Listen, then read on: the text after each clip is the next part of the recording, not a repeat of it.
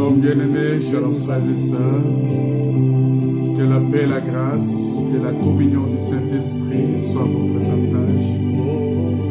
Que Dieu vous bénisse de partout où vous nous suivez et que la main de l'Éternel soit sur vous. Prions le Seigneur. Éternel notre Dieu, Dieu Tout-Puissant, le Créateur des cieux et de la terre, le Maître des temps et des circonstances, celui qui est au-dessus de toutes choses, celui qui dit une chose et la chose arrive.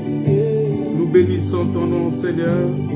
Nous élevons ta grandeur, ta puissance. Nous te recommandons ce moment que nous voulons partager ensemble autour de ta parole. Seigneur, laisse que cette parole puisse illuminer les yeux de nos cœurs, afin que nous voyions briller la splendeur de l'évangile de gloire de Christ. Seigneur, nous bénissons ton nom. Au nom de Jésus, laisse que cette parole nous rassure et nous ouvre l'intelligence. Au nom de Jésus. Amen. L'avait promis Le Saint-Esprit est là. oh, Le Saint-Esprit est là.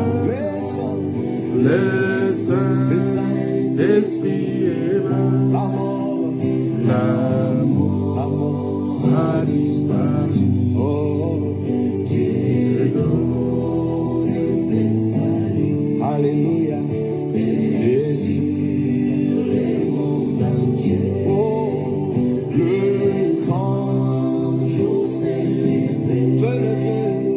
Le Saint-Esprit est là.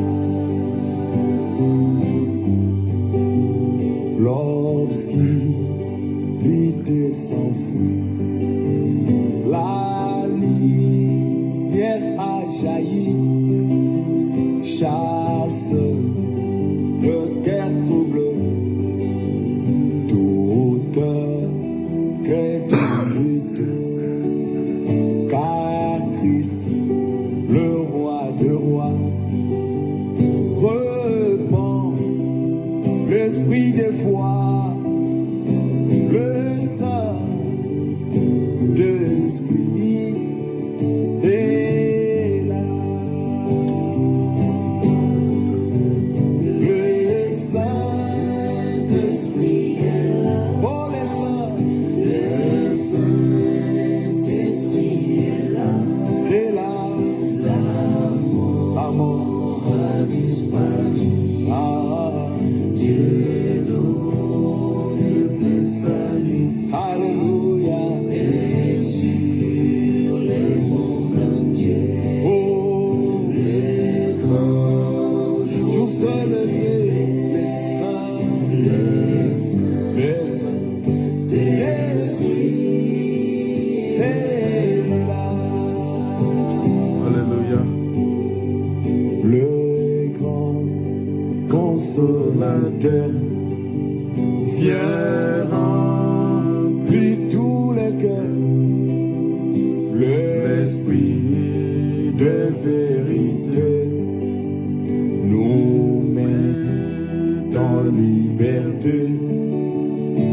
Il ouvre les prisons, repart la guérison. Le Saint-Esprit est là.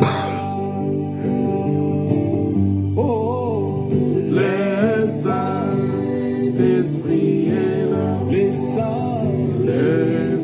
Le Saint-Esprit est là. la mort A disparu. a disparu. Dieu donne plein salut. Alléluia. Et sur le monde entier, Oh, le grand jour s'est levé. le Saint-Esprit L'Esprit est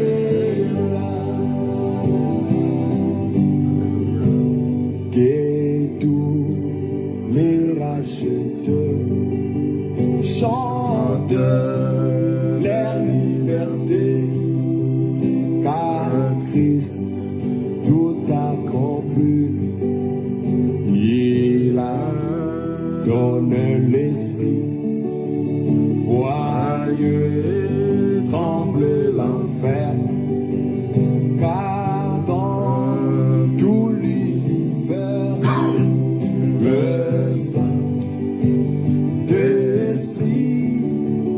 est là. Encore une fois, que toutes les terres, que tout le racheté chante leur liberté. Christ a tout accompli. Il a donné l'esprit. Voyez, tremble l'enfer, le diable tremble, car dans tout l'univers, le Saint-Esprit est là. Oh, le Saint-Esprit est là. Le Saint-Esprit est là. la mort a disparu. Dieu Donne un plein salut. Alléluia. Et sur le monde entier, Oh, les grands jours s'est levé. le Saint, Le Saint-Esprit est là. Shalom bien-aimés, shalom frères et sœurs, que la paix, la grâce et la communion du Saint-Esprit vous soient accordées en Jésus-Christ. Nous bénissons le Seigneur pour ce moment qu'il nous a donné, ce moment véritablement agréable, ce moment de la communion fraternelle, ce moment de partage de la parole de Dieu. Nous sommes très heureux encore de nous retrouver parce que c'est véritablement une grâce et c'est une faveur d'appartenir à Dieu, d'être appelé enfant de Dieu. C'est une grâce extraordinaire parce que si tu n'es pas enfant de Dieu, si tu n'es pas dans le plan de Dieu, ça va être difficile pour toi de comprendre ce que Dieu veut pour toi. Voilà pourquoi il est important pour nous. J'avais dit ce matin aux frères et sœurs avec qui nous prions tous les matins, pendant le culte matinal, j'avais dit quelque chose, je ne sais pas si vous le retenez encore pour certains frères, que nous ne devons pas être, un chrétien ne peut pas vieillir en fait, parce que le vieillissement spirituel n'est pas une bonne chose. Le vieillissement spirituel, c'est quelque chose de mauvais. Il faut jamais chercher à vieillir, parce que le vieillissement spirituel, c'est quelque chose qui détruit, c'est quelque chose qui ne nous aide pas. Un enfant de Dieu, c'est quelqu'un qui doit grandir au jour le jour. C'est pas quelqu'un qui doit aller dans le vieillissement, parce que quand tu vieillis, il y a beaucoup de gens qui se plaisent avec ça.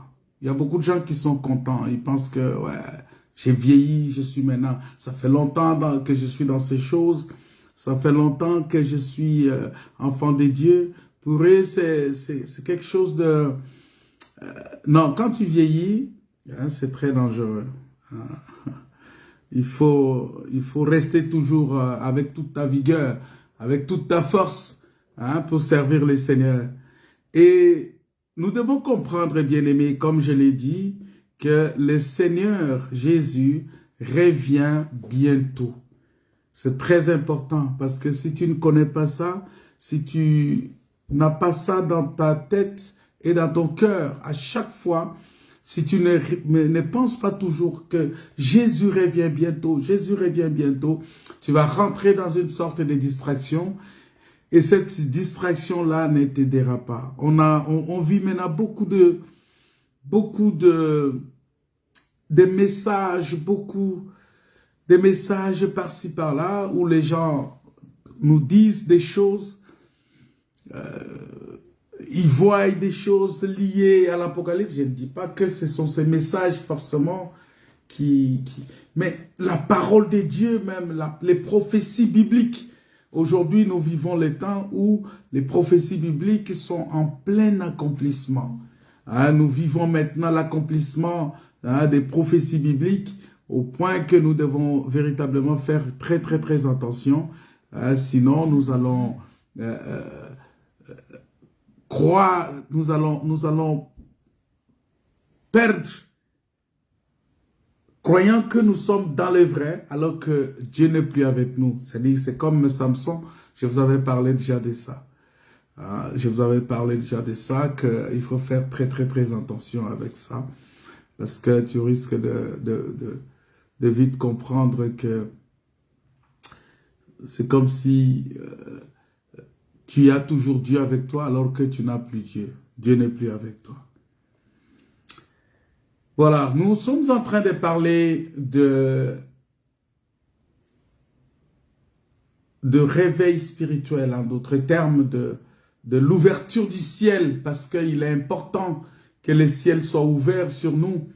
Il est important parce que si le ciel est fermé, ça montre justement qu'il n'y a pas de pluie. Quand le ciel est fermé, il n'y a pas de pluie. Quand le ciel est fermé, ça veut dire que la terre aussi ne va pas produire parce que c'est le ciel qui envoie de l'eau sur la terre pour que la terre puisse produire. Et donc, c'est très important pour nous. Donc, comme je disais, qu'il ne faut pas, un chrétien ne doit jamais vieillir spirituellement. Mais il doit au contraire, voyez, mûrir et être renouvelé. C'est-à-dire, pour que tu sois renouvelé, il faut que tu reçoives continuellement la pluie. Et renouveler de jour en jour. Renouveler chaque jour, chaque instant. Et cela apportera une sorte de vitalité, une sorte de... Tu vois, c'est comme la Bible dit, regarde d'où tu es tombé, retourne à ton premier amour. C'est-à-dire, vous voyez, ça veut dire qu'on te ramène à ton premier amour, on te dit, ben, écoute, vérifie ton premier amour pour le Seigneur. Quand tu as cru au Seigneur Jésus, quel est ton premier amour? Est-ce que tu l'as toujours ou bien tu l'as perdu? Vous voyez, ce sont des choses que nous devons comprendre. Nous devons retourner à la joie du salut parce que beaucoup de gens ont perdu aussi la joie du salut. Beaucoup de gens ont perdu la paix, ils ont perdu le rayonnement de la vie de Christ en eux. C'est-à-dire qu'on ne sent pas la vie de Christ. Voilà pourquoi nous devons bénir le Seigneur tout le temps, sachant qu'il est le juste juge. Il est celui qui dit une chose et la chose arrive. Et il est celui qui a le dernier mot face à toutes les injustices du monde. C'est lui Dieu. C'est Jésus-Christ qui a les derniers mots face à toutes les injustices de ce monde. C'est-à-dire que quand il y a une injustice dans ce monde, la personne qui a les derniers mots, c'est Jésus-Christ. C'est Dieu. C'est lui qui a les derniers mots. Voilà pourquoi, bien-aimés dans le Seigneur, il est très important pour nous, lorsque nous nous retrouvons dans cette situation, lorsque la communion spirituelle est rompue, parce que si le ciel est fermé, la communion est rompue, alors que nous sommes les temples de Dieu, les temples du Saint-Esprit, nous portons la gloire de Dieu. Parce qu'un enfant de Dieu, c'est celui qui porte la gloire de Dieu. Partout où tu passes, les gens doivent voir la gloire de Dieu en toi. La gloire du Seigneur, la gloire du Saint-Esprit, la puissance de Dieu pour que les gens puissent... Parce que tu portes la lumière. Mais est-ce que là où tu es, les gens voient la lumière? Parce qu'il est écrit, par ta lumière, nous voyons la lumière. Alors, est-ce que la lumière que tu portes, par la lumière que tu portes, est-ce que les gens voient la lumière? C'est ça c'est un indicateur pour toi. pour savoir si les gens qui sont autour de toi voient la lumière. Ou bien ils voient les ténèbres en toi. Parce que si ces gens-là ne voient pas la lumière en toi, c'est qu'ils voient les ténèbres. Et s'ils voient les ténèbres, ils ne peuvent pas croire. Ils ne peuvent pas croire. Non, ils ne peuvent pas. Voilà pourquoi il est important que l'état d'un réveil, comme je l'ai dit, le réveil spirituel doit être un état normal. Ça doit être quelque chose, c'est-à-dire le ciel, l'ouverture du ciel sur nous doit être quelque chose de normal. Que le ciel doit rester ouvert sur les enfants de Dieu. Si tu es véritablement la maison de Dieu, nous avons l'exemple de cela dans le livre de Genèse. Quand Jacob a rencontré le Seigneur et que le Seigneur a vu que ces lieux-là étaient la maison de Dieu, Jacob a appelé ça Bethel. La Bible dit que les anges de Dieu montaient et descendaient. Ça veut dire que l'échelle qui est installée, aujourd'hui notre échelle qui est installée, c'est la parole de Dieu, c'est Christ. C'est lui la véritable échelle. C'est lui qui est installé entre nous parce que tu es le temple. Et j'avais expliqué que quand on dit que nous sommes les temples de Dieu, il faut faire attention. Nous sommes les temples de Dieu, c'est parce que nous sommes les membres du corps de Christ. Et c'est le corps de Christ qui est le temple de Dieu. Et puisque nous sommes les membres de ce corps-là, donc nous formons ce temple-là. Toi, moi et nous, tous ceux qui ont accepté Jésus-Christ, tous ceux qui ont donné leur vie à Christ, tous ceux qui ont cru au Seigneur Jésus comme leur Seigneur et Sauveur, on forme ce corps-là.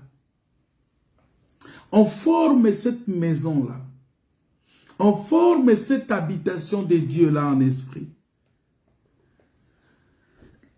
Voilà pourquoi, lorsqu'on parle de l'ouverture du ciel ici, on voit que le ciel est ouvert. Et que, parce que quand Jésus est venu, il a dit ceci, désormais, le ciel sera ouvert et les anges de Dieu doivent monter et descendre sur le Fils de l'homme. Vous voyez? Donc c'est le Fils de l'homme qui est l'Église. Voilà pourquoi, je vous avais expliqué, lorsque Saoul, qui est devenu frère Paul, lorsqu'il partait pour persécuter l'Église, il croyait qu'il persécutait les individus, il croyait qu'il persécutait les gens normaux.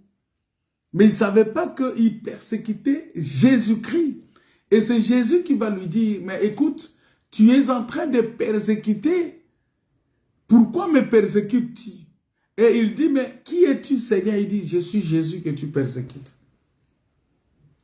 Vous voyez? Donc, l'Église, le ciel doit rester ouvert. Pourquoi? Parce que l'Église est le corps de Christ. Et ce qui est sur l'Église, c'est, la Bible dit, l'Esprit de Dieu est sur moi. Parce qu'il m'a oint. Vous voyez? C'est-à-dire que le Saint-Esprit, le corps entier, c'est un corps qui est oint. C'est-à-dire un corps qui est en connexion avec les lieux célestes. Et le ciel est ouvert. Voilà pourquoi Jésus, quand il regarde comme ça, il voit que le ciel est ouvert sur lui. Étienne, quand il regarde comme ça, il voit que le ciel est ouvert sur lui. Quelque chose d'extraordinaire. Voilà pourquoi, bien-aimés dans le Seigneur, lorsqu'on parle de l'ouverture du ciel n'est pas différente, parce que quand on parle du ciel, nous devons rentrer dans la Bible pour essayer de voir. l'ouverture du ciel n'est pas différente de ce que la Bible appelle l'ouverture du livre. Parce que Dieu appelle le livre. Dieu appelle les cieux aussi les livres. Il appelle les cieux que les livres, comme les livres. Attends, on va lire ce texte-là. Dans le livre de Ésaïe, chapitre 34. Ésaïe 34. Le verset, on va lire le verset 4. La Bible dit ceci. Toute l'armée des cieux se dissout. Les cieux sont roulés comme un livre. Vous voyez? La Bible dit que les cieux sont roulés comme un livre.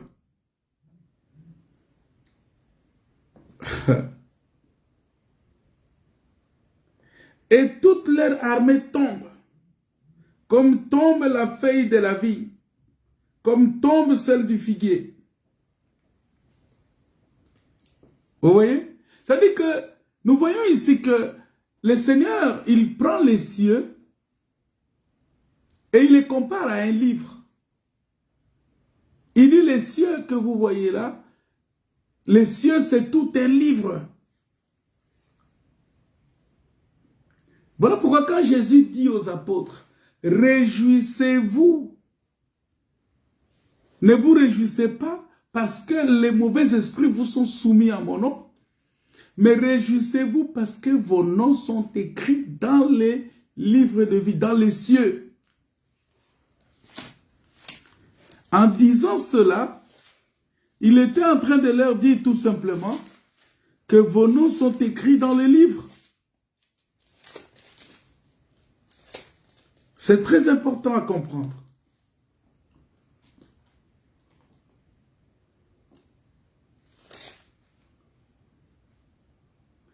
Il dit,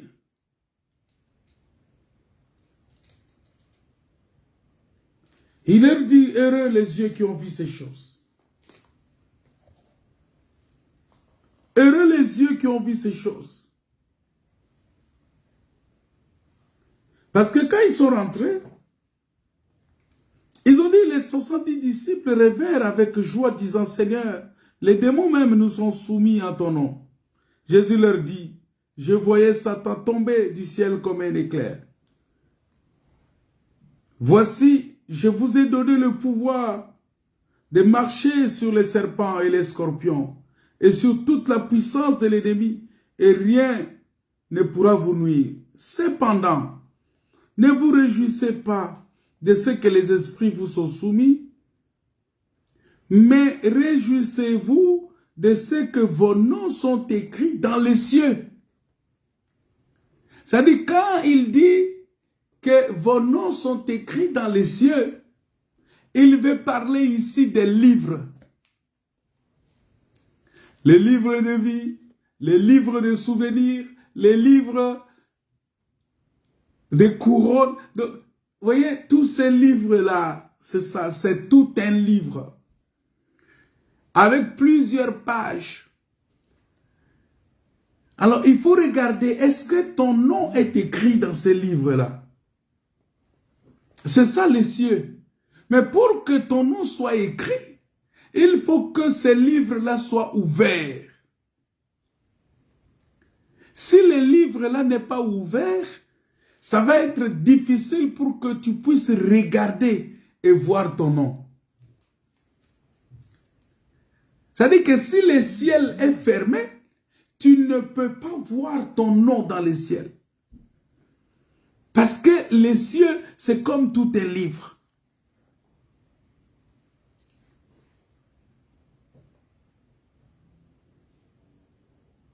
Et il faut que ton nom, il faut que toi tu te retrouves dans les livres. C'est-à-dire, il faut que tu te retrouves dans les ciels. Parce que vous allez comprendre que même Jésus-Christ, il est dans les livres.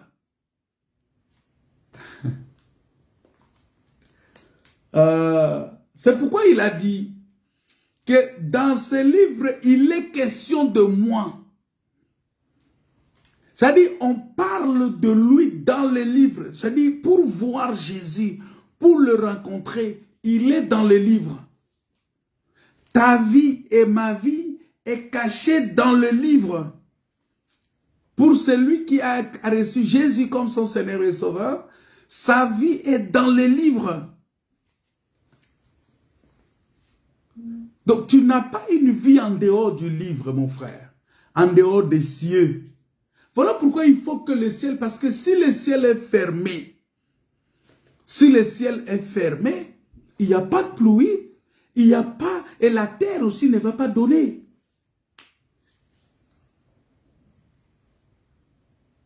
Et vous allez remarquer que, qu'est-ce que Dieu a fait? Dieu, quand il a voulu partager l'héritage aux enfants d'Israël, il a donné aux enfants d'Israël, on va lire ce texte-là, dans le livre de Josué. Il y a beaucoup de textes à lire aujourd'hui, parce que je suis en train de vouloir simplement expliquer que faire cette comparaison-là entre les cieux et les livres, la terre et les livres, et voir comment ça doit rester ouvert, le ciel doit rester ouvert sur toi. Parce qu'un enfant de Dieu qui a reçu le Saint-Esprit, le ciel ne peut plus se fermer sur lui. Parce que quand le ciel est fermé sur toi, alors il y a un problème. Ça veut dire que... parce que la seule condition qui fait que le ciel soit fermé, c'est la désobéissance. C'est le non-respect de la parole. C'est lorsque tu ne donnes pas ta vie à la parole. C'est lorsque tu n'écoutes pas la parole. C'est lorsque tu ne mets pas en pratique la parole. Et quand tu ne mets pas en pratique la parole de Dieu, le ciel est fermé sur toi. Et je vous avais expliqué que personne d'autre n'a la capacité d'ouvrir le ciel. Personne. C'est-à-dire que quelqu'un qui est capable d'ouvrir le ciel, c'est-à-dire c'est celui qui est capable d'ouvrir le livre. Et donc, à part Jésus-Christ, personne d'autre ne peut le faire. Donc, vous allez comprendre que Dieu va prendre la terre promise, qui est Canaan. La terre promise, toute la terre promise là qui est Canaan, Dieu va prendre ça, il va cacher ça dans un livre. C'est là où nous comprenons que le véritable Canaan, c'est au ciel. Dieu a caché ça au ciel. C'est comme ça que je vous avais expliqué que la terre promise, qui est le jardin d'Éden, Dieu a caché ça parce que quand l'homme a péché, l'homme ne pouvait plus avoir accès. Alors Dieu a sorti l'homme de ce jardin-là, il a fermé, il a mis des chérubins protecteurs qui devraient rester là-bas pour garder. Et vous comprenez avec moi que les chérubins, ce sont des anges protecteurs. Et en tant qu'anges protecteurs, la Bible dit qu'ils ont 4 faces.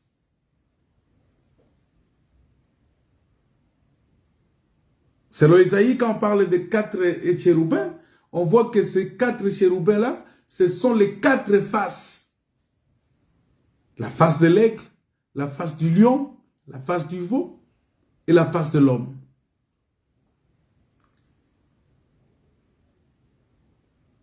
Et maintenant, nous comprenons dans ça, nous voyons que Dieu, il va prendre toute la terre promise il va les cacher dans un livre. Il va dire que cela soit gardé là-bas.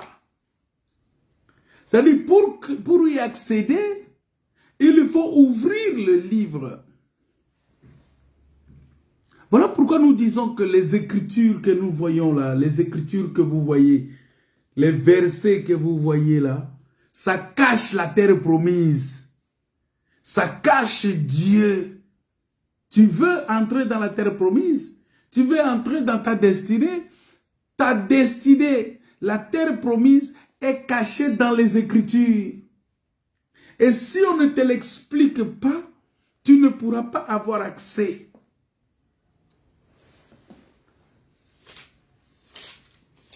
Tu ne pourras pas avoir accès. La Bible dit ceci dans Josué chapitre 18, verset 4. Il dit, choisissez 3 hommes par tribu, et je les ferai partir. Ils se lèveront, parcourront le pays, traceront un plan en vue du partage, et reviendront auprès de moi. C'est-à-dire, ces gens-là, ils vont tracer tout, ils vont partager tout, et ils vont revenir vers moi. Ils les diviseront en 7 parts. Juda restera dans les limites au midi, et la maison de Joseph restera dans les limites au nord. Vous donc, vous tracerez un plan du pays en 7 parts.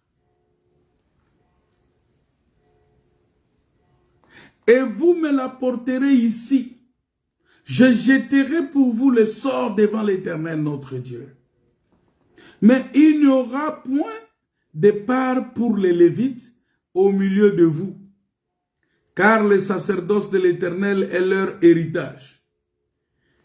Et Gad, Ruben et la demi-tribu de Manassé ont reçu leur héritage, que Moïse, serviteur de l'Éternel, leur a donné de l'autre côté du Jourdain, à l'Orient. Lorsque ces hommes se levèrent et partirent pour tracer un plan du pays, Josué leur donna cet ordre: allez parcourir le pays.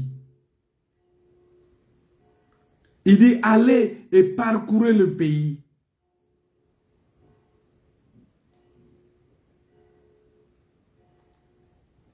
Et qu'est-ce qu'il dit? Tracez-en un plan et revenez auprès de moi, puis je jetterai pour vous le sort devant l'Éternel à Silo. Ces hommes partirent, parcoururent le pays et en tracèrent d'après les villes un plan en 7 parts dans un livre. Ils ont tracé le plan dans un livre. Et ils les revinrent auprès de Josué dans le camp de Silo. C'est-à-dire, ils ont pris toute la ville, toute la terre promise. Ils ont tracé ça dans un livre. C'est-à-dire, tout celui qui devrait voir la terre promise, il devrait se retrouver dans le livre. C'est-à-dire, nous voyons clairement, bien aimé, nous comprenons ici clairement que Canaan qui est tout un pays, Canaan qui est un pays entier, toute une terre, nous allons voir qu'on donne l'ordre pour que Canaan soit mis dans un livre. Donc les esprits sont partis, ils ont pris Canaan, ils ont mis ça dans un livre.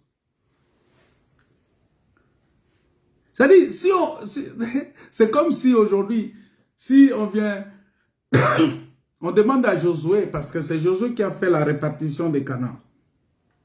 Si on lui pose la question où est Canaan, il va dire, mais le Canaan est dans les livres. Oui, il est dans un livre, il est là, dans un livre, et Canaan, il est là, dans un livre. C'est-à-dire que si vous allez dans les livres, vous allez les retrouver.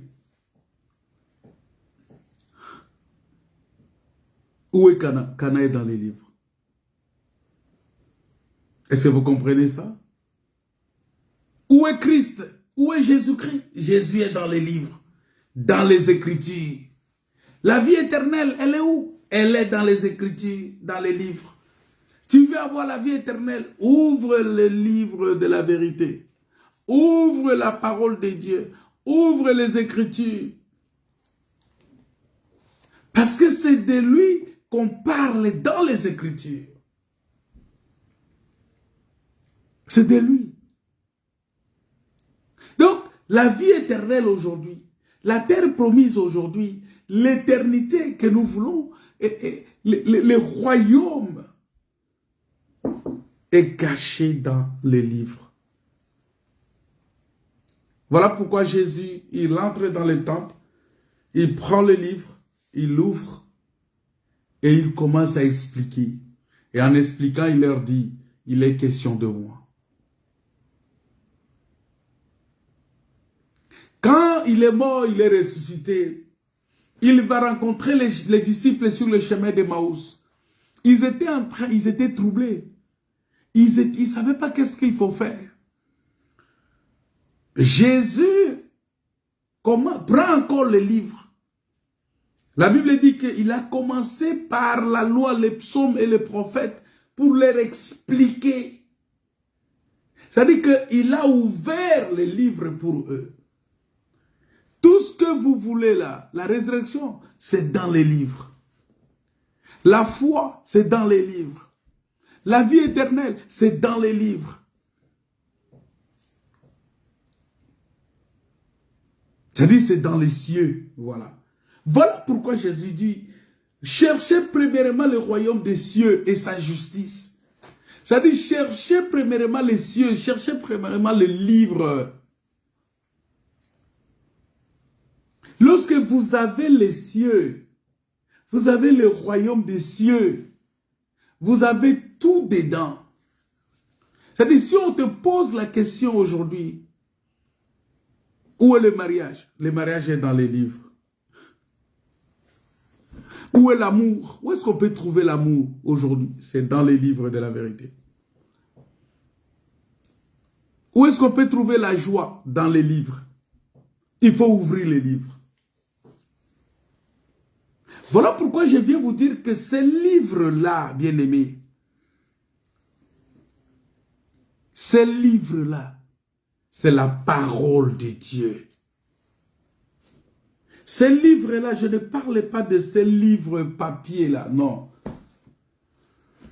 Je parle de ces livres-là qui est la parole de Dieu. Parce que la parole de Dieu, c'est dans la parole de Dieu qu'on a le plan de toute l'humanité, le plan de la création du début jusqu'à la fin. C'est-à-dire, le plan de la rédemption, le plan de la création, le plan de toutes choses, c'est dans la parole de Dieu. Et dans la parole de Dieu, tu vas trouver toutes ces choses-là. Et la Bible dit, au commencement était la parole. La parole était Dieu. La parole était avec Dieu, la parole était Dieu. Et cette parole s'est fait chair.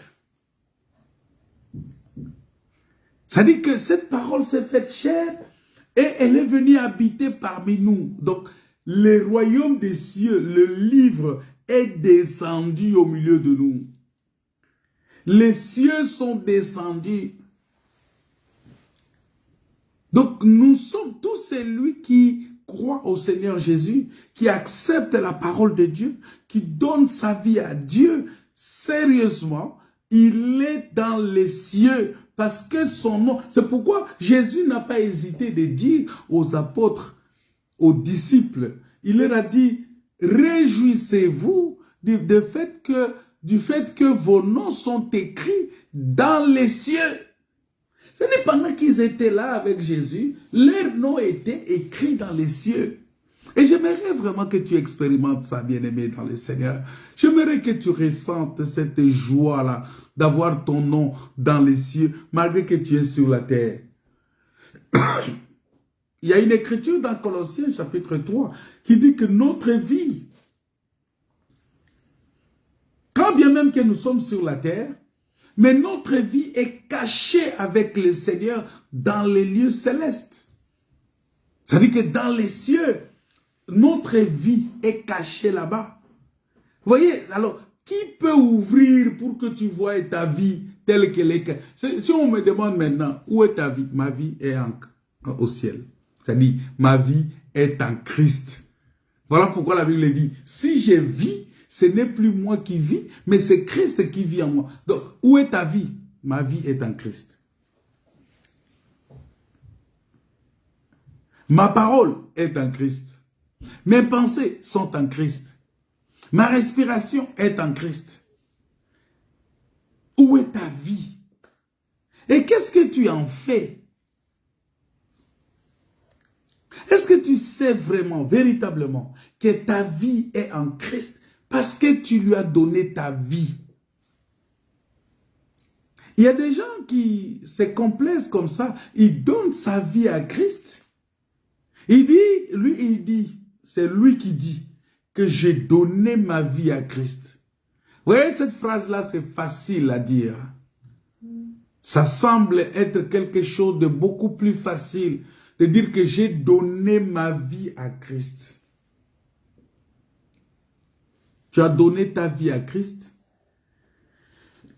mais tu ne sais pas qu'en donnant ta vie à Christ, ça dit ta vie ne t'appartient plus. Mais est-ce que ta vie, tu l'as donnée véritablement à Christ? Est-ce que véritablement, tu as donné ta vie à Christ?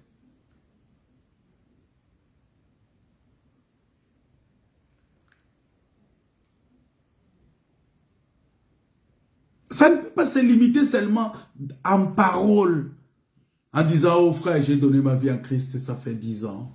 J'ai donné ma vie à Christ, ça fait 5 ans. J'ai donné ma vie à Christ, ça fait 20 ans. J'ai donné ma vie à Christ, ça fait...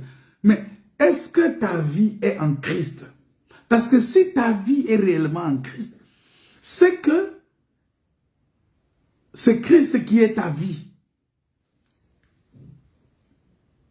Parce que tu as pris ta vie, tu as donné ça en Christ, à Christ, tu as mis, tu es rentré en lui. C'est-à-dire ta vie, c'est lui maintenant qui est ta vie. Bien aimé, ça ne sert à rien. Même toutes les démonstrations que nous faisons. Oh non, ça c'est le pourquoi de ceci, tout ça. Tout ça, le plus important, c'est ce que Jésus a dit. Que j'ai lu, le texte que j'ai lu avec vous dans le livre de Luc. Quand j'ai lu le livre de Luc, chapitre 10. Hein, chapitre 10, verset 17, quand j'ai lu avec vous, je vous ai dit que, on a lu ensemble que, réjouissez-vous. Il dit, cependant, ne vous réjouissez pas de ce que les esprits vous sont soumis. C'est-à-dire, ça ne sert à rien de te réjouir seulement parce que on avait prié pour toi, tu as ressenti une sensation, ou les démons qui étaient en toi, ils sont partis. Ou tu as eu la réponse, on a prié pour toi. Tu étais malade, tu es guéri. On a prié pour toi. Tu avais une situation bloquée, ça s'est débloqué. Ne te réjouis pas seulement pour ça. Non, ne te réjouis pas seulement pour ça. Mais réjouis-toi. Il dit cependant, ne vous réjouissez pas de ce que les esprits vous sont soumis, mais réjouissez-vous de ce que vos noms sont écrits dans les cieux.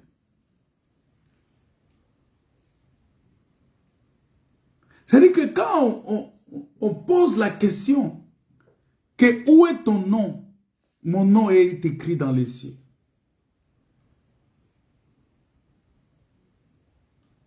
C'est facile. Vous savez quand les gens chantent là-haut, là-haut, là-haut dans les cieux. Hein? Mon nom est écrit là-haut dans les cieux, là-haut, là-bas. Il y a des gens qui chantent ça. C'est facile parce que c'est une chanson que les gens aiment beaucoup. Et quand on chante ça, les gens sont contents. Mais quand tu regardes leur façon de vivre, tu te poses la question, mais est-ce que ces gens sont vraiment au ciel? Non, j'aimerais vraiment qu'on réalise cela, bien-aimé. C'est pourquoi je traîne un peu là-dessus. Pour que tu réalises, que tu arrives à comprendre que réellement ta vie ne t'appartient plus. Ta vie est maintenant au ciel.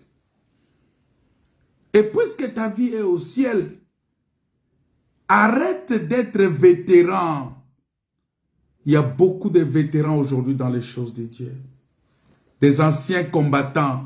Oh, nous, c'est nous qui avons combattu à 40-45, à 14 et 18, c'est nous qui avons combattu. Si nous, on n'était pas là, vous ne serez pas en train d'écouter la parole aujourd'hui. C'est nous. Nous avons fait tout ça. C'est nous qui avons fait ceci. C'est nous qui... Les gens sont devenus seulement ils aiment plus raconter. Et c'est comme ça que beaucoup de pasteurs se donnent les noms. Ils se donnent des titres. Il devient archibishop, il devient patriarche, il devient je ne sais pas qui, tout ça. Tout simplement parce que il est déjà un vétéran, il est déjà un ancien combattant. Non, la Bible dit que la grâce de Dieu doit se renouveler à chaque matin. Bien-aimés dans le Seigneur, dans le livre de Hébreux chapitre 11, versets 9 à 10, la Bible dit que c'est par la foi qu'il va s'établir dans la terre promise, comme dans une terre étrangère. Ça veut dire que les gens sont venus s'établir dans la terre promise, entre guillemets, mais la Bible dit que comme dans une terre étrangère, alors que la terre promise n'est pas une terre étrangère pour nous. La terre, la véritable terre promise, qui est dans le livre là que nous lisons. Hébreux chapitre 11. Hébreux chapitre 11, versets 9 à 10. La véritable terre, la terre promise là, que Dieu nous a promis, qu'on a mis dans le livre, cette terre là n'est pas une terre étrangère pour nous. Parce que c'est de là que nous sommes venus. Nous connaissons très bien cette terre-là et c'est là où nous partons. C'est comme ça que je vous avais expliqué le vendredi que nous sommes partis de l'éternité et nous allons retourner en éternité. Vous voyez? C'est-à-dire que nous ne sommes pas... Parce que nous étions déjà dans la pensée de l'éternité. C'est-à-dire que tu ne peux pas dire Adam, il connaît bien le jardin d'Éden. Mais quand bien même que Dieu l'a fait sortir, mais il connaît, c'est-à-dire que le jardin d'Éden n'est pas une terre étrangère pour Adam. C'est sa terre. C'est la terre que Dieu lui a donnée. Et tout ce qu'il est maintenant, tout ce qu'il fait maintenant, tout ce qu'il travaille maintenant, c'est pour retourner dans sa terre. Mais regardez ce que Hébreux dit. Il dit que c'est par la foi. Parce que, vous savez, la parole de Dieu, elle est profonde. Il dit, c'est par la foi que, là on parle de notre frère Abraham. La Bible dit, c'est par la foi qu'Abraham, lors de sa vocation, obéit et partit pour un lieu qu'il devrait recevoir en héritage. Et qu'il partit sans savoir où il allait. Abraham ne savait pas où est-ce qu'il partait. Mais c'est par la foi qu'il a obéi seulement à la voix de Dieu quand Dieu lui a dit, sors, allez, quitte ton pays, ta patrie, ta parenté. Pour aller dans la terre promise. Et c'est par la foi qu'il veut s'établir dans la terre promise comme dans une terre étrangère, habitant sous des tentes, ainsi qu'Isaac et Jacob, les cohéritiers de la même promesse. Car il attendait la cité qui a de solides fondements, celle dont Dieu est l'architecte et le constructeur. Dieu est l'architecte et le constructeur.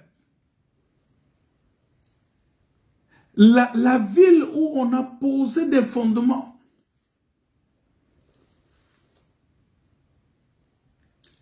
La Bible dit que, si vous continuez la lecture, la Bible dit que s'ils avaient eu en vue celle d'où ils s'étaient sortis, ils auraient eu le temps d'y retourner. C'est-à-dire que les enfants d'Israël ou Abraham,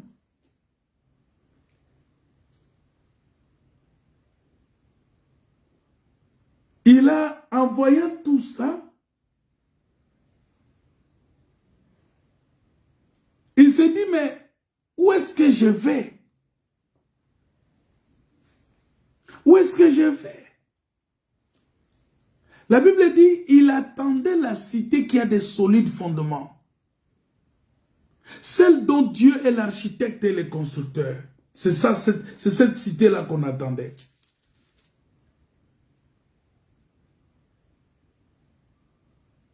La Bible dit, car il attendait la cité qui a des solides fondements. Celle dont Dieu est l'architecte.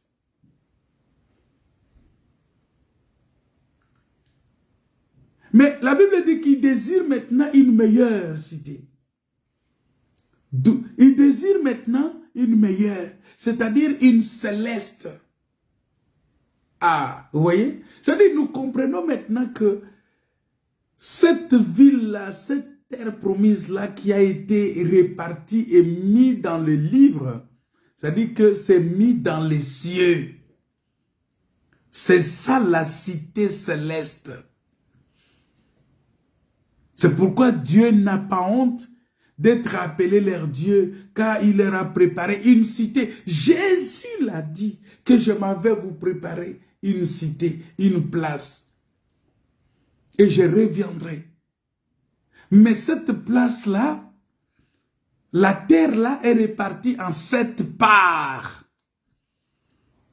Est répartie, c'est-à-dire c'est dans la perfection des choses.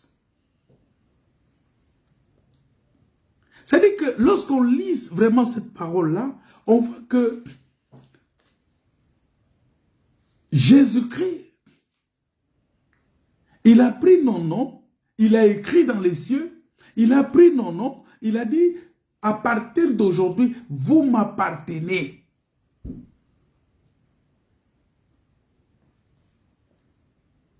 Voilà pourquoi ce que nous cherchons à hériter, ce ne sont pas les choses de ce monde.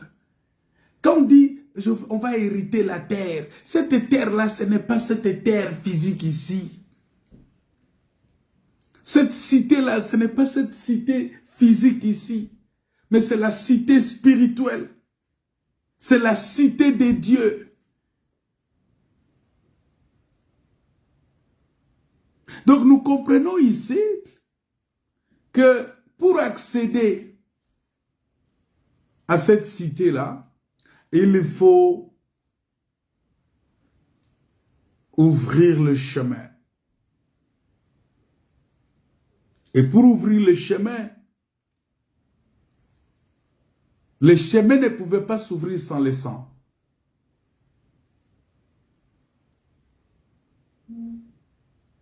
Parce que je vous avais dit, dès le départ, que c'est par le péché que le ciel est fermé. Il n'y a pas de pluie. C'est comme Dieu avait ordonné par Élie de fermer le ciel. Le même Dieu là, il est capable d'ouvrir le ciel pour que la pluie revienne.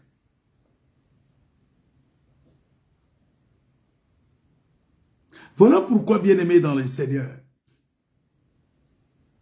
nous allons comprendre que la Bible dit, personne n'était capable de prendre ce livre. Parce que pour ouvrir le livre, il faut l'obéissance. Parce que la désobéissance ferme le ciel, l'obéissance ouvre le ciel. Voilà pourquoi un enfant de Dieu, la Bible dit que Jésus-Christ, il a appris l'obéissance par les choses dont il a souffert. Et donc, nous comprenons que le Seigneur Jésus-Christ, il ouvre le ciel par l'obéissance, par la soumission à sa parole. Quand tu es soumis à la parole de Dieu, quand tu obéis à la parole de Dieu, le ciel s'ouvre sur toi. Mais quand tu n'obéis pas à la parole, le ciel restera toujours fermé.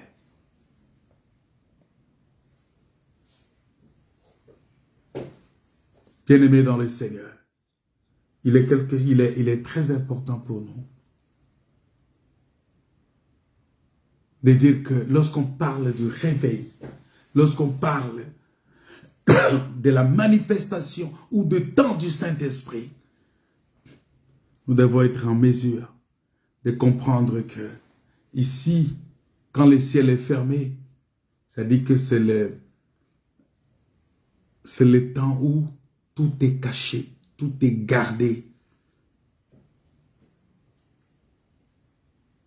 Et quand les choses sont gardées, lorsque on cache tout comme ça, on prend tout, on met dans un livre, il faut qu'on ait quelqu'un qui est capable d'ouvrir ces livres-là pour nous.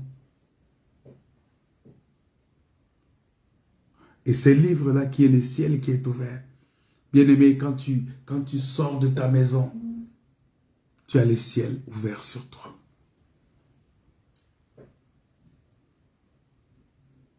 Jésus, il a prié, il a dit que le Saint-Esprit attendez ici, ne partez pas, jusqu'à ce que vous soyez revêtus de la puissance d'en haut, jusqu'à ce que vous soyez revêtus du Saint-Esprit.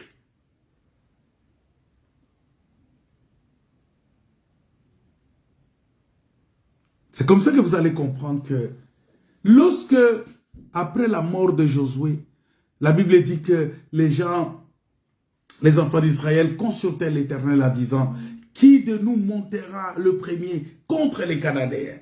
C'est-à-dire, qui va monter pour les attaquer? Qui va monter? C'est-à-dire, là, on est en train de chercher qui est capable, qui est digne, qui doit aller à Canaan, qui doit monter là-bas. Jésus a dit,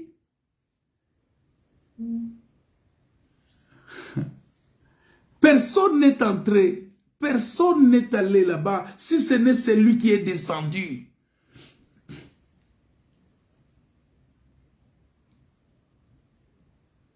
Personne.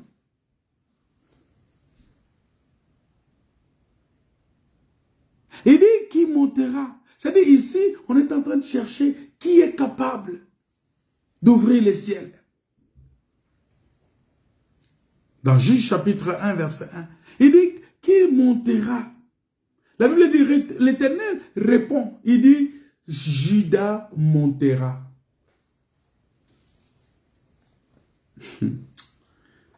La Bible est vraiment synchronisée, hein. Vous savez.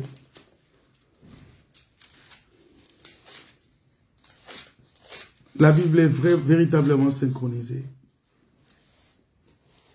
Qui va monter? Parce que Canaan est barricadé. Canaan est fermé. La terre promise que Dieu nous a réservée est fermée. Maintenant, qui montera? Qui montera? Le premier contre les Cananéens. Voyez, la Bible dit, après la mort de Josué, les enfants d'Israël consultèrent l'Éternel en disant, qui de nous montera le premier contre les Cananéens pour les attaquer? L'Éternel, je suis dans Juge chapitre 1. L'Éternel répondit, Judas montera. Voici, j'ai livré le pays entre ses mains. Ah! Voilà, c'est de là que Jean a vu. Parce que quand Jean voit là-bas, il dit, les lions de la tribu de Juda a vaincu. C'est-à-dire, Jean était revenu ici, chez les juges, il est venu consulter les livres des juges et il a vu que Juda va monter.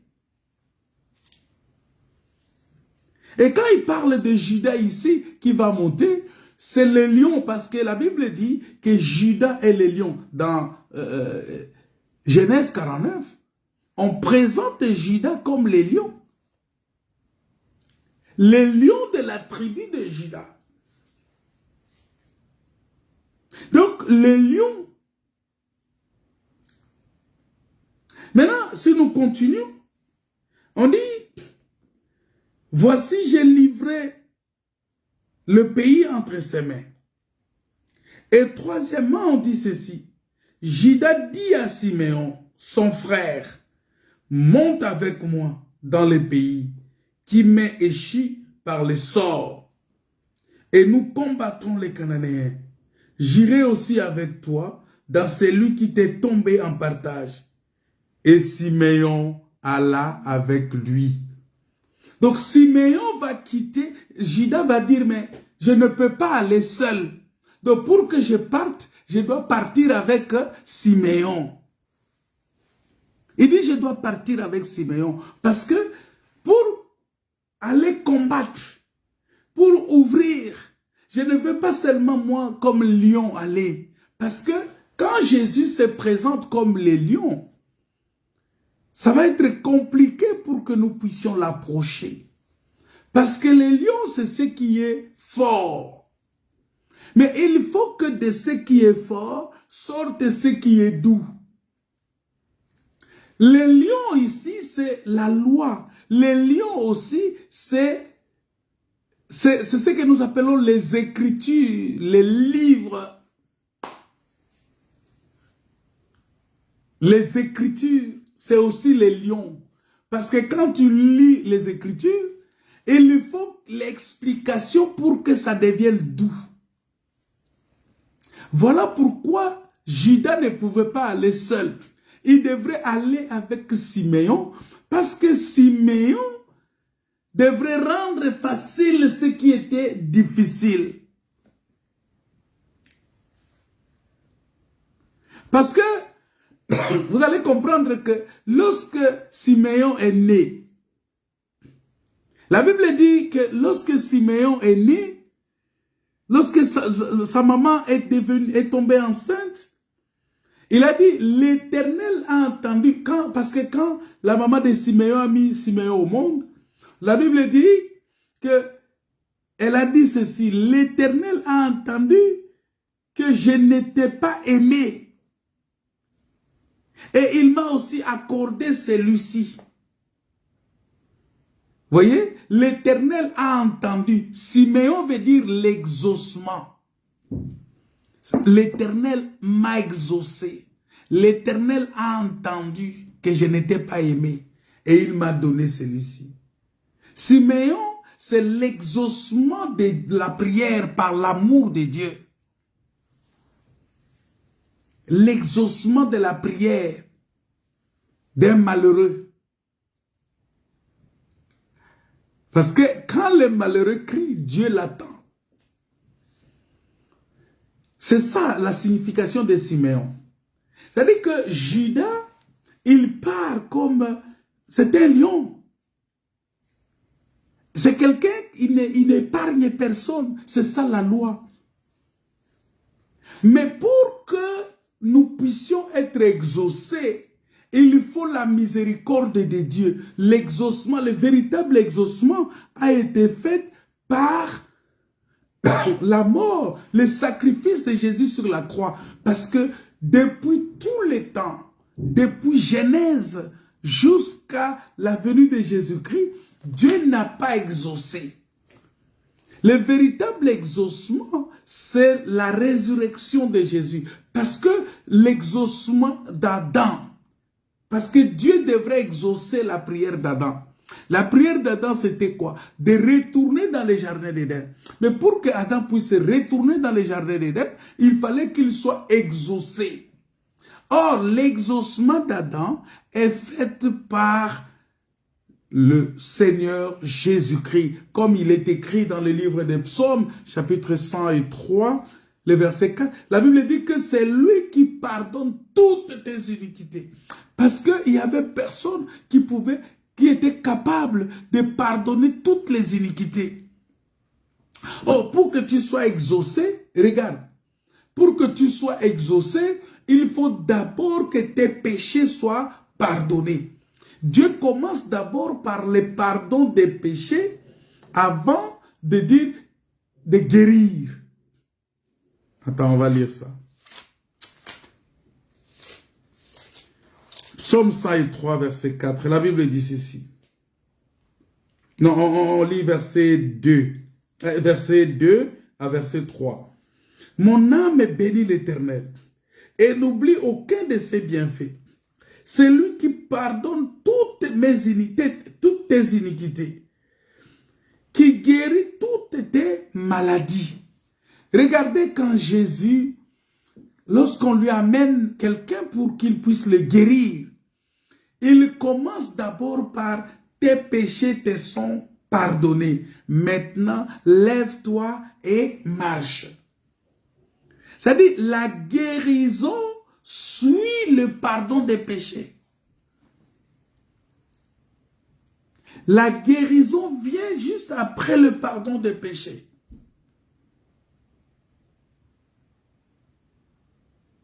C'est très important. C'est-à-dire que pour qu'il y ait exaucement, il faut d'abord que les lions soient déchirés. Il faut que les lions soient déchirés. Pourquoi? Parce que les lions, c'est ce qui est dur, selon l'énigme de Samson. Et ce qui est doux, c'est la grâce. C'est-à-dire que pour que nous puissions recevoir la grâce de Dieu, il faut qu'on arrive à déchirer les lions. C'est-à-dire à ouvrir la loi. C'est-à-dire à ouvrir les Écritures. Et dans cela, nous allons retrouver la grâce de Dieu. Voilà pourquoi j'ai dit que s'il n'y a pas le sacrifice, il n'y a pas l'exaucement. Donc le sacrifice et l'exaucement marchent ensemble. Le pardon des péchés et la guérison marchent ensemble.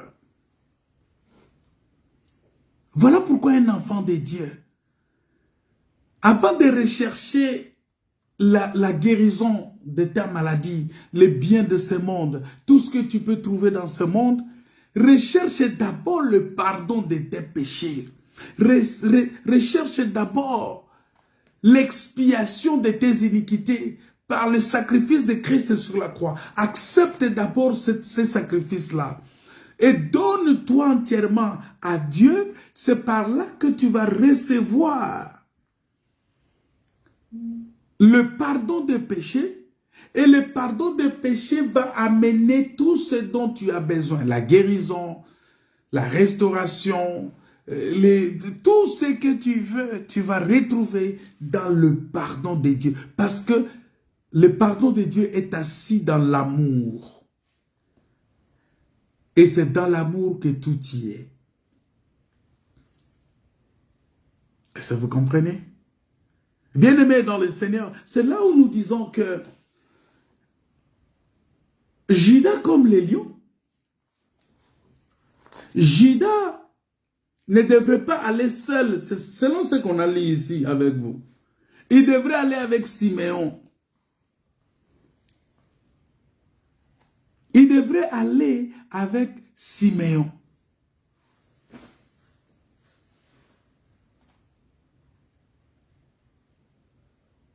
Il devrait aller avec Siméon. Et Siméon qui veut dire exaucement. C'est-à-dire que il fallait que Dieu puisse exaucer.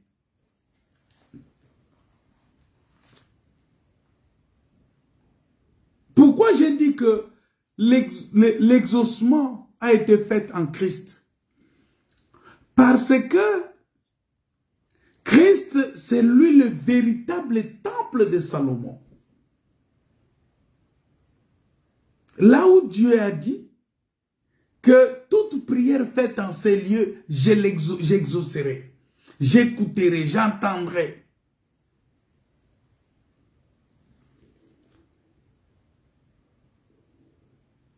Vous voyez? Donc, le temple de Salomon Christ est venu comme le temple de Salomon. Voilà pourquoi il pouvait facilement dire, Père, je sais que tu m'exauces toujours. Pourquoi? Parce qu'il est le temple. Parce que Salomon avait déjà consacré ce temple-là en disant, toute prière faite en ces lieux, Seigneur. Et le Seigneur a dit, il a lu lui-même dans des chroniques, comme on lit, que si mon peuple sûr qui est invoqué mon nom, prie, s'humilie et cherche ma face, si se détourne de ses mauvaises voies, je l'exaucerai. Et je l'exaucerai du haut des cieux. Et je le délivrerai. Et mon oreille sera attentive à toute prière faite en ces lieux. C'est-à-dire que toute prière faite en Christ, voilà pourquoi Jésus a dit, tout ce que vous demanderez au Père en mon nom, croyez que vous l'avez reçu et vous le verrez s'accomplir. Pourquoi? Parce que toute prière faite au nom de Christ, c'est-à-dire qu'au nom du temple de Dieu, dans le temple de Dieu, c'est-à-dire la prière faite en Christ, c'est la prière faite dans le temple de Salomon. Ah, le Seigneur est merveilleux. Le Seigneur est grand, il est redoutable. Il est notre Père.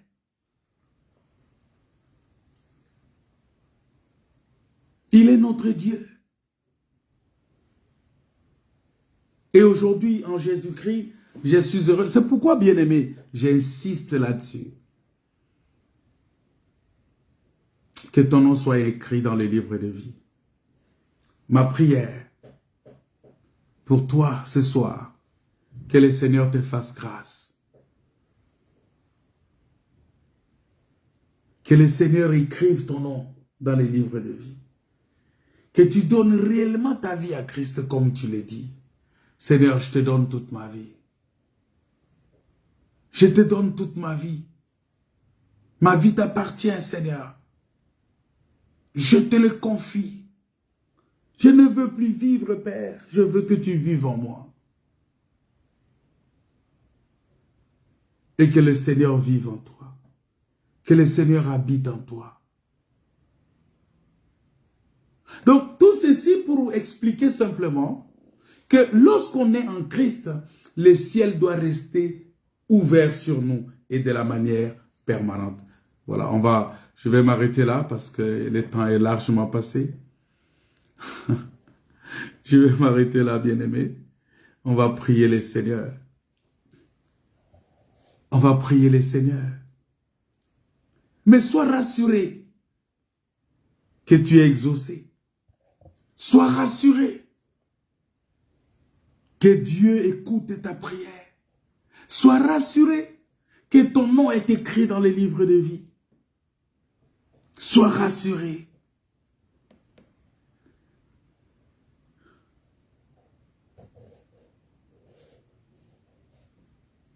Que tu n'es pas seul. Voilà pourquoi l'écriture doit toujours être accompagnée de l'interprétation, de l'explication. Parce que c'est l'explication qui amène l'exaucement. Parce que pour prier, il faut l'explication. Regardez l'eunuque éthiopien, il revenait de Jérusalem pour adorer. Mais il n'avait pas la connaissance. Il est allé adorer, mais sans comprendre qui il adorait. C'est-à-dire, il a adoré ce qu'il ne connaissait pas. Ce qu'il ne connaissait pas. Parce que quand Philippe lui pose la question, comprends-tu ce que tu lis? Il dit, mais comment je vais comprendre si quelqu'un ne me l'explique? Nous voyons que c'est l'explication qui nous donne la voie, qui nous ouvre la porte, qui nous ouvre le ciel pour que nous puissions entrer en contact avec le Seigneur et adorer. Que Dieu vous bénisse, que Dieu vous comble de sa grâce, que vos noms, que nos noms, Seigneur, soient écrits dans le livre de vie. Il est important pour nous. Dieu est grand, il est redoutable, il est notre Seigneur. Il est le Dieu puissant, il est le Dieu grand et redoutable. C'est Dieu vivant. Seigneur, soutiens-nous. Seigneur, exauce-nous. Seigneur, exauce-nous, Père.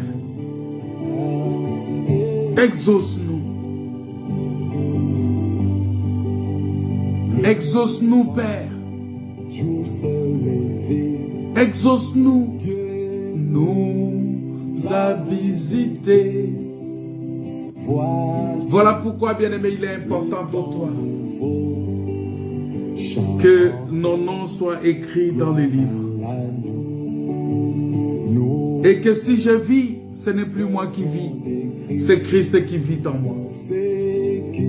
Et que toute ma vie appartienne à Christ. Parce que tout ce que nous vivons dans ce monde passera.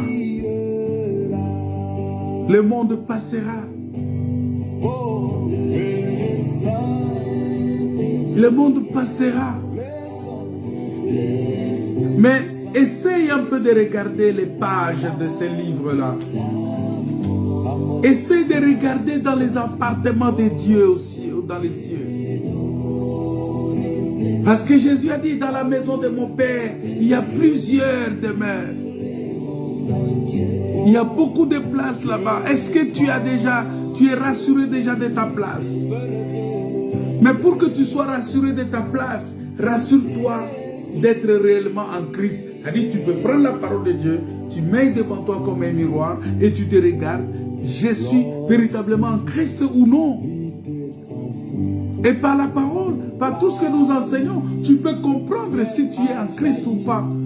Si tu ne l'es pas encore, humilie-toi devant Dieu. Recherche la grâce de Dieu. Et tu vas manger ce qui est doux, qui est le miel. Tu vas vivre avec Siméon. Siméon, c'est la douceur. Siméon, c'est l'exaucement. Voilà pourquoi, lorsque Jean a vu le lion, il a vu l'agneau aussi. Parce que les lions marchent toujours avec l'agneau.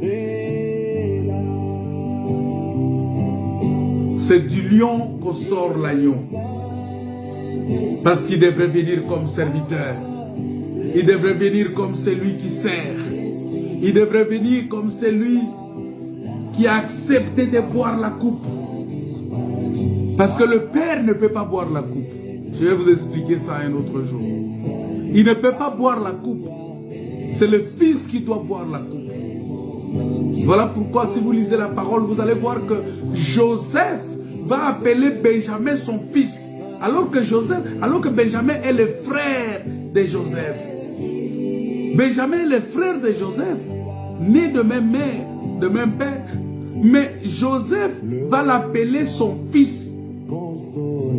Parce qu'il a pris la coupe, il a donné la coupe à Benjamin. Et puisque Benjamin a pris la coupe, tous les frères de Benjamin sont sauvés. Tous les enfants d'Israël sont sauvés. Parce que si Benjamin n'était pas là, Israël ne serait pas sauvé. Bien-aimés dans le Seigneur, il est important pour nous de donner notre vie à Christ. D'accepter celui-là qui a donné toute sa vie pour nous. Qui a porté la croix à notre place. Qui a porté nos charges, nos infirmités, nos maladies, nos soucis, nos problèmes. Et il dit encore ce soir, venez à moi, vous tous qui êtes fatigués, apportez-moi. Oh, c'est lui, le Fils qui a accepté de boire la coupe à notre place. Le Père lui a donné la coupe. Malgré qu'il a prié, il a dit, Père, s'il est possible que cette coupe s'éloigne de moi. Le Père lui a dit, non, non, non, tu vas boire cette coupe-là. Voilà pourquoi on l'appelle Fils. On l'a appelé Fils, pas parce qu'il est Fils selon la chair. Mais on l'appelle Fils parce que le Père l'a déclaré Fils. Mais le Père qui l'a déclaré son Fils, il est en même temps son frère. Alléluia. Que Dieu vous bénisse. Seigneur, bénis tout un chacun de nous. Bénis les frères et sœurs qui ont suivi ces messages. Bénis les frères et sœurs qui ont écouté cette parole. Laisse que ta parole illumine les yeux de nos cœurs. Que la paix, la grâce et la communion du Saint-Esprit soient notre partage. Au nom de Jésus. Amen. Soyez bénis. Soyez bénis. Soyez bénis. Et que Dieu vous comble vraiment de sa grâce. Et on se retrouve encore vendredi pour écouter la parole de Dieu. se retrouve vendredi à la même heure pour écouter la parole. Et n'oubliez pas, pour ceux qui sont avec nous ici, n'oubliez pas le programme de culte de demain en présentiel. Nous allons nous retrouver pour prier le Seigneur, pour écouter la parole de Dieu. Et tous les vendredis, nous sommes dans une attitude de prière, comme vous le savez. Que Dieu vous bénisse, que Dieu vous comble de sa grâce. Au nom de Jésus. Amen.